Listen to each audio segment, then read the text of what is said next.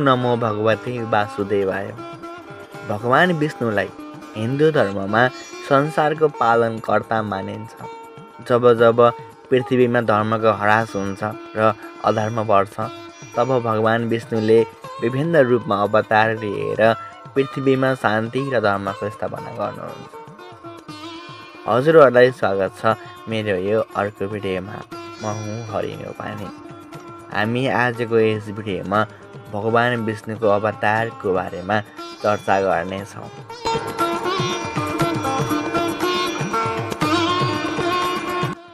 धार्मिक ग्रन्थहरूका अनुसार भगवान विष्णुका 24वटा अवतारहरू उल्लेख गरिएको छ। तर तीमध्ये 10 मुख्य अवतारहरू, जसलाई हामी दशावतार भनेर भन्छौँ, त्यो निकै प्रसिद्ध छ। यी अवतारहरू मानव सभ्यताको विकास क्रमसँग पनि जोडिएको मानिन्छ। हामी भगवान विष्णुका अवतारहरूको बारेमा चर्चा गर्नुभन्दा पहिला भगवान विष्णुको बारेमा थोरै केही बुझौँ है त। भगवान विष्णु हिन्दू धर्मका प्रमुख देवताहरूमध्ये एक हुनुहुन्छ। त्रिमूर्ति, त्रिदेव भनिने 3 प्रमुख देवताहरू ब्रह्मा, विष्णु र शिव। त्यहाँमध्ये उहाँलाई संसारको पालनकर्ता र संरक्षकको रूपमा पुजिन्छ। ब्रह्माजीलाई सृष्टिकर्ता र शिवजीलाई संहारकर्ता भनिन्छ। जबकि विष्णुले सृष्टि भइसकेपछि त्यसको सञ्चालन, संरक्षण र सन्तुलन कायम राख्ने भूमिका निभाउनुहुन्छ। भगवान विष्णुलाई प्राय नीलो वर्णको 4 हात भएको रूपमा चित्रण गरिन्छ, जहाँ शेषनाग अनन्तमाथि विराजमान वा शयन गरिरहेको अवस्थामा देखिनुहुन्छ, जसले अनन्तता र ब्रह्माण्डको विस्तारलाई जनाउँदछ। उहाँकी पत्नी देवी लक्ष्मी हुन्, जो धन, समृद्धि, भाग्य, सौन्दर्यकी देवी हुनुहुन्छ। उहाँहरू दुवैको सम्बन्धले भौतिक र आध्यात्मिक समृद्धिको सन्तुलन दर्शाउँछ।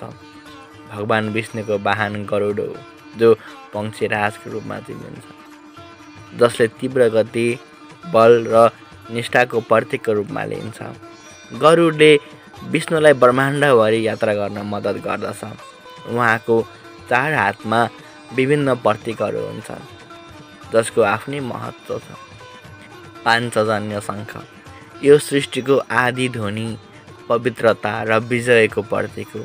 यसको ध्वनिले नकारात्मक शक्तिहरूलाई भगाउँदछ। त्यसैगरी सुदर्शन चक्र यो समयको चक्र, विनाशकारी शक्ति र धर्मको रक्षा गर्ने हतियार हो। यसले दुष्टहरूको संहार गर्छ। कौमुदकी गदा यो शक्ति, अधिकार र मानसिक तथा शारीरिक शक्तिको प्रतीक हो। कमलको फुल, पद्म फुल यो शुद्धता, सौन्दर्य, ज्ञान र आध्यात्मिक वृद्धिको प्रतीक हो। भगवान विष्णुको मुख्य कार्य ब्रह्माण्डको सन्तुलन कायम राख्नु हो र धर्मको रक्षा गर्नु हो। जब जब पृथ्वीमा अधर्म बढ्छ र सत्यको ह्रास हुन्छ, तब उहाँले विभिन्न अवतार लिएर पृथ्वीमा शान्ति र व्यवस्था पुनः स्थापना गर्नुहुन्छ।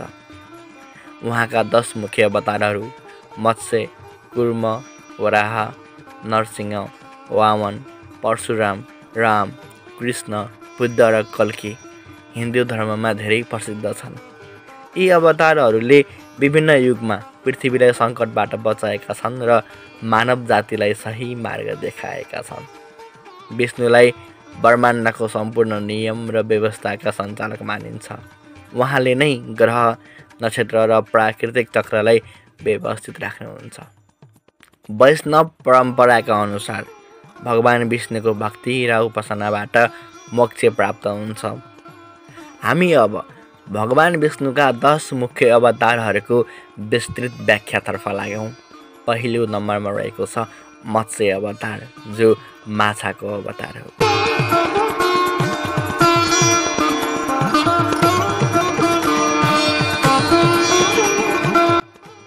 भगवान विष्णुको यो पहिलो अवतार जल प्रलयसँग सम्बन्धित छ। सत्ययुगको अन्त्यतिर हयग्रीव नामको राक्षसले ब्रह्माजीबाट वेदहरू चोरेर समुद्रको गहिराइमा लुकाएको थियो। यसले गर्दा सृष्टिमा अज्ञानता र अराजकता फैलियो। त्यही समयमा मनु नामक एक ऋषिले नदीमा तर्पण दिँदा एउटा सानो माछा उनको हातमा आयो। मनुले त्यो माछालाई आफ्नो कमण्डलुमा राखे र त्यो माछा निरन्तर बढ्दै गयो। अन्ततः त्यो माछाले आफू भगवान विष्णु भएको र चाँडै नै ठुलो प्रलय आउने बताए। भगवान मत्स्यले मनुलाई सम्पूर्ण जीव, वनस्पति, सप्तऋषि र वेदहरूलाई एउटा विशाल ढुङ्गामा राख्न आदेश दिनुभयो। जब प्रलय आयो र सारा संसार जलमग्न भयो, तब भगवान मत्स्यले त्यो ढुङ्गालाई आफ्नो सिङमा बाँधेर सुरक्षित स्थानमा पुर्याउनु भयो। प्रलयको अन्त्यमा उहाँले हयग्रीवको वध गरी वेदहरू पुनः प्राप्त गर्नुभयो र मनुलाई सृष्टि पुनः सुरु गर्न मार्गदर्शन दिनुभयो।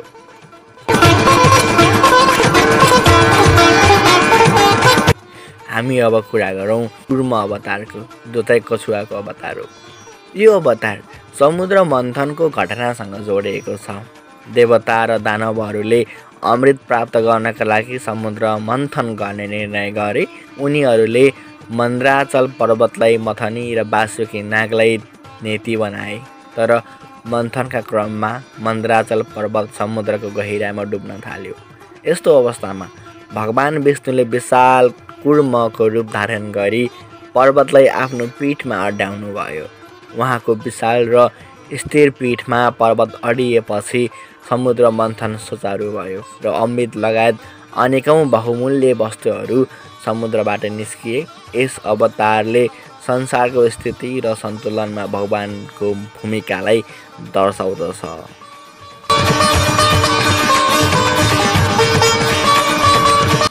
यसैगरी बराह अवतार, जो चाहिँ सुँगुरको अवतार हो, पृथ्वीमा हिरण्याक्ष नामको शक्तिशाली दानवको आतंक बढेको थियो, जसले आफ्नो शक्तिको घमण्डमा पृथ्वीलाई नै चोरेर पाताल लोकको समुद्रमा लुकायो।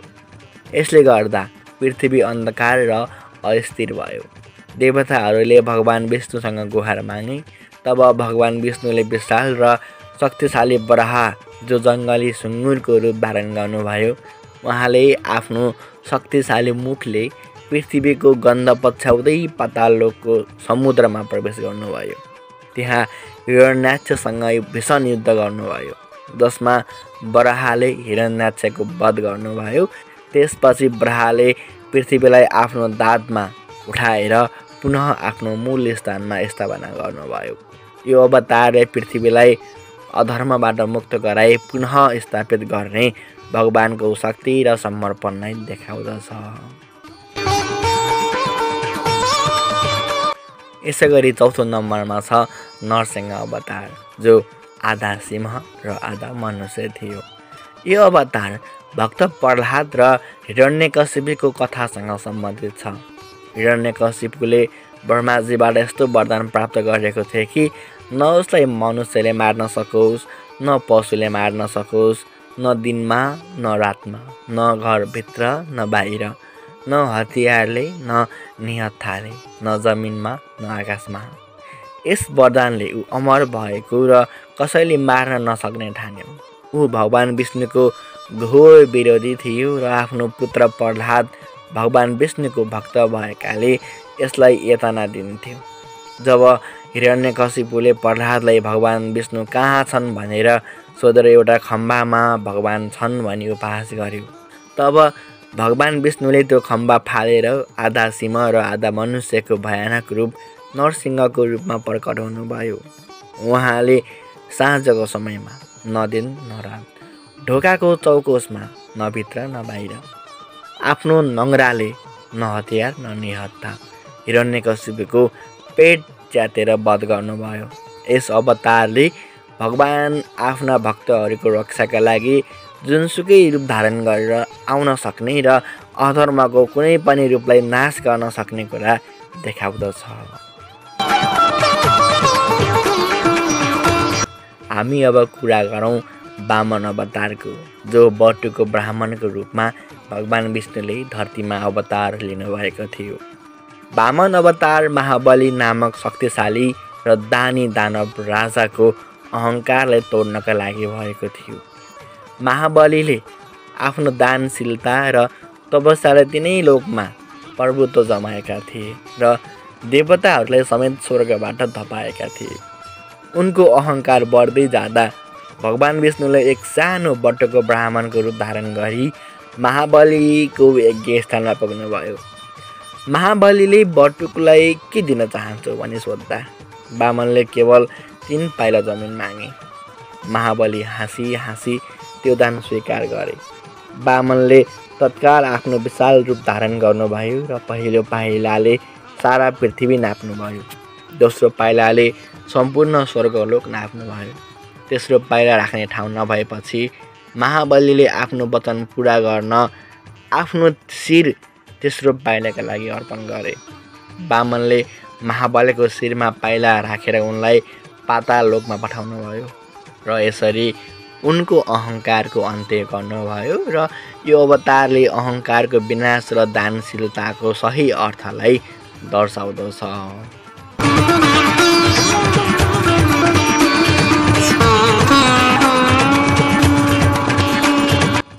हामी अब कुरा गरौँ परशुराम अवतारको, जो ब्राह्मण योद्धाको रूपमा अवतार लिनुभएको थियो। भगवान विष्णुको यो 6औं अवतार क्रोधी ब्राह्मण योद्धाको रूपमा प्रकट भयो। परशुराम महर्षि जमदग्निका पुत्र थिए। त्यो समयमा है वंशी क्षेत्रीय राजाहरू अत्याधिक शक्तिशाली र क्रूर भएका थिए, जसले ब्राह्मण र साधुहरूलाई सताउँदथे र धर्मको उपहास गर्थे। विशेष गरी राजा कार्तवीर्य अर्जुनले ऋषि जमदग्निको आश्रमबाट कामधेनु गाई चोरेर लगेको र पछि ऋषिको वध गरेको घटनापछि परशुराम क्रोधित हुनुभयो।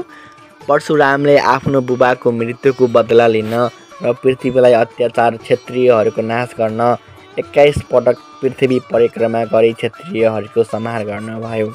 उहाँले पृथ्वीमा धर्मको पुनः स्थापना गर्नुभयो र भूमि ब्राह्मणहरूलाई दान गर्नुभयो। यो अवतारले अन्याय र अत्याचारको विरुद्ध उठ्ने र धर्मको रक्षा गर्ने सङ्कल्पलाई प्रतिनिधित्व गर्दछ।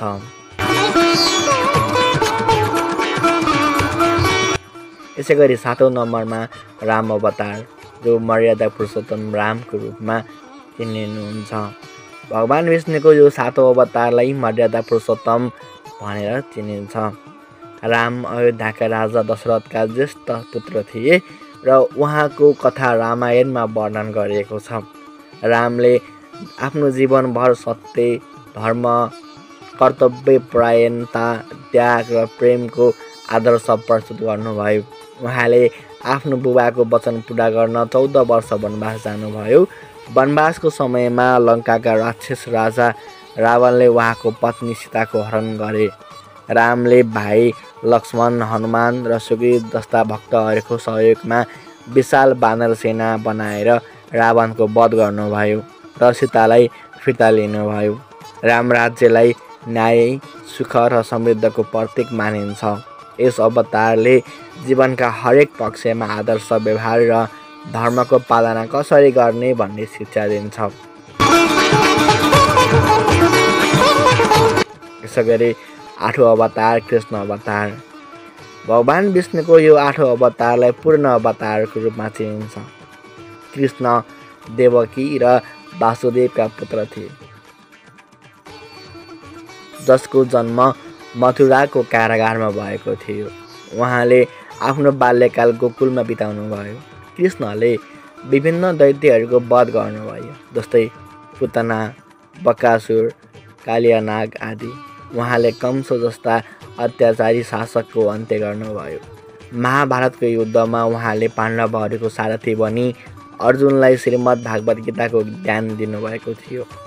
गीतामा जीवनको दर्शन, कर्मयोग, ज्ञान योग र भक्ति योगको विस्तृत व्याख्या गरिएको छ। कृष्णले धर्मको स्थापना, अधर्मको विनाश र मानव जातिलाई सही मार्ग देखाउनुभयो।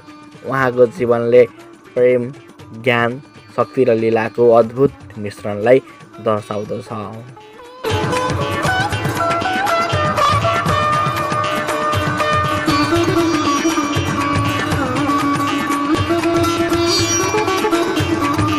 यसै गरी बुद्ध अवतार। यो भगवान विष्णुको 9औं अवतार हो, जसलाई सिद्धार्थ गौतम बुद्धको रूपमा लिइन्छ। बुद्धले संसारमा व्याप्त दुःख पीडा र जन्म मृत्युको चक्रबाट मुक्ति पाउनका लागि सत्यको खोज गर्नुभयो। उहाँले राजसी सुख त्यागेर ज्ञान प्राप्त गर्नुभयो र बौद्ध धर्मको स्थापना गर्नुभयो। बुद्धले मानिसहरूलाई अहिंसा, करुणा, मध्य मार्ग, अष्टाङ्गिक मार्ग जस्ता सिद्धान्तहरू सिकाउनुभयो। उहाँले मानिसहरूलाई भौतिकवादी सुखको पछि नलाग्न र आत्माको शुद्धिकरणका लागि ध्यान र सदाचारको मार्ग अपनाउन प्रेरित गर्नुभयो। यो अवतारले ज्ञान, शान्ति र आत्मअनुशासनको महत्त्वलाई उजागर गर्दछ। अन्त्यमा रहेको छ कल्की अवतार। यो भगवान विष्णुको भविष्यमा हुने अवतार हो। हिन्दू धर्मशास्त्र अनुसार कलियुगको अन्त्यमा जब अधर्म, अन्याय, क्रूरता र भ्रष्टाचार चरम सीमामा पुग्नेछ तब भगवान विष्णुले कल्कीको रूपमा अवतार लिनुहुनेछ। उहाँ एउटा सेतो घोडामा सवार भई हातमा चम्किलो तरवार लिएर दुष्ट र पापीहरूको संहार गर्नुहुनेछ। कल्कीले धर्मको पुनः स्थापना गरी नयाँ युग सत्ययुगको सुरुवात गर्नुहुनेछ भन्ने मान्यता छ। यो अवतारले समय समयमा हुने अधर्मको विनाश र धर्मको पुनः स्थापनाको चक्रलाई प्रतिनिधित्व गर्दछ।